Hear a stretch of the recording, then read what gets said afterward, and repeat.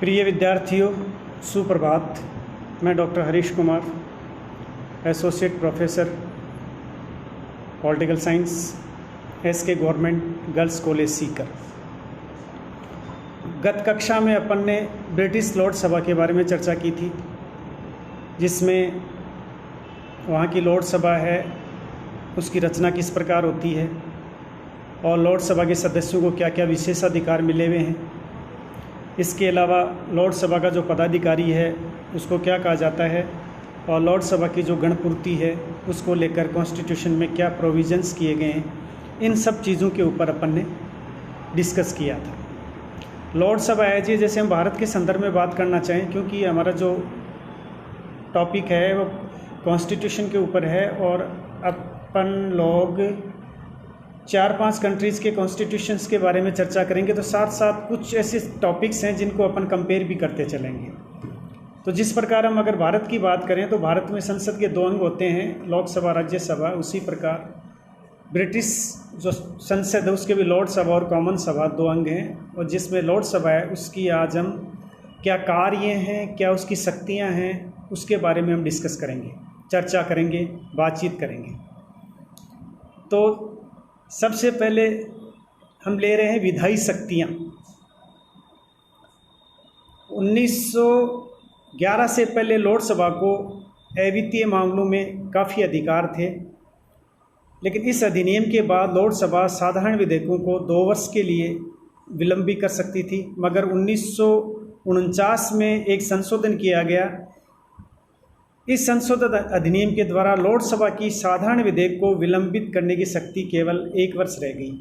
प्रारंभ में जो कि इसको विलंब करने की पावर थी 2 साल की थी, लेकिन बाद में इसको 1 साल कर दिया गया।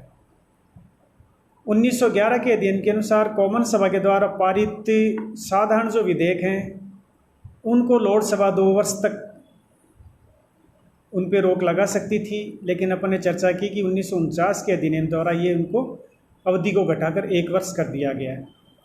दूसरा है परामर्श संबंधी कार्य।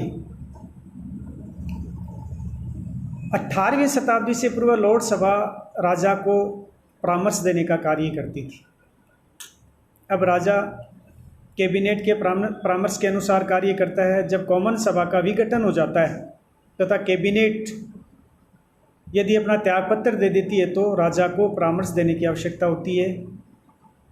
यदि ऐसी स्थिति आ जाती है तो राजा लॉर्ड सभा के परामर्श भी ले सकता है।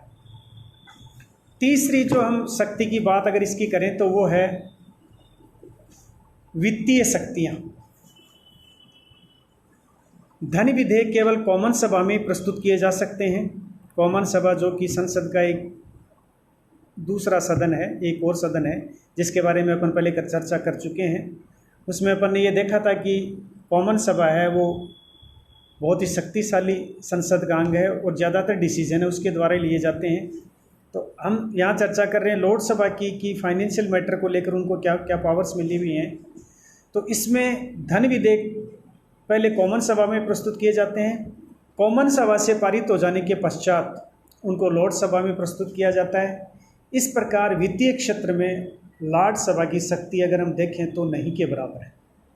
लॉर्ड सभा में न तो धन विधेयक प्रस्तुत किया जा सकता है और न ही उसमें संशोधन किया जा सकता है। 1 माह की अवधि समाप्त हो जाने पर विधेयक कानून बन जाता है। 1 माह से अधिक देरी करने पर विधेयक को राजा की स्वीकृति के लिए भेज दिया जाता है। जो कार्य भारत में राष्ट्रपति के पास अंतिम रूप के लिए भेजा जाता है, वही स्थिति इंग्लैंड के अंदर राजा या जो रानी वहाँ की होती है उसके पास भेजा जाता है परमिशन के लिए। स्पष्ट है कि लॉर्ड सभा को धन विधेयक को 1 माह तक रोकने का ही अधिकार है। ये हुई इनकी जो फाइनेंशियल पावर्स हैं।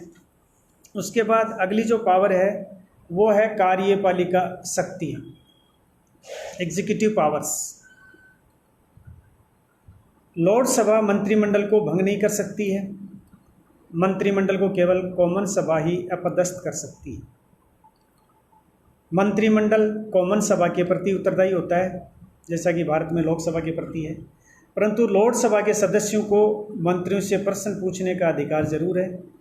लोकसभा वाद विवाद के द्वारा भी मंत्रिमंडल को प्रभावित कर सकती है। कोई भी विधेयक है जिसके ऊपर चर्चा होनी है तो डिस्कस करके उनकी चीज़ों को प्रभावित कर सकते हैं। और अंतिम इसकी शक्ति की हम बात करें तो वो है जुडिशरी पावर, या जिसको हम कह सकते हैं न्यायिक शक्ति। इस क्षेत्र में लॉर्ड सभा को महत्वपूर्ण शक्तियाँ मिली हुई हैं। ये शक्तियाँ कॉमन सभा को प्राप्त नहीं हैं। तो इस संदर्भ में अगर बात करना चाहें न्याय से संबंधित यदि, तो उसमें हम देखेंगे कि कॉमन सभा की बजाय लॉर्ड सभा के पास जुडिशरी पावर्स हैं वो ज़्यादा है। लॉर्ड सभा सर्वोच्च अपीलीय न्यायालय है, परंतु लॉर्ड सभा ये कार्य नहीं करते हैं। ये कार्य केवल न्यायिक लॉर्ड द्वारा ही किया जाता है। जब लॉर्ड सभा सर्वोच्च न्यायालय की तरह कार्य करती तो इसका अध्यक्ष वो लॉर्ड चांसलर होता है। इस प्रकार अपन ने लॉर्ड सभा के कुछ कार्य और शक्तियों के बारे में देखा, जिसमें विधायी से संबंधित शक्तियां हैं। विधायी मतलब कानून बनाने को लेकर, या परामर्श सजेशंस अगर कोई देने की बात है। फाइनेंशियल जो मैटर्स हैं, वित्तीय जो शक्तियां हैं उनसे संबंधित पावर्स हैं। एग्जीक्यूटिव पावर्स हैं, जुडिशरी पावर्स हैं, जिनमें हम पाते हैं कि लॉर्ड सभा है वो कम शक्तिशाली है बजाय कॉमन सभा के। Thank you students.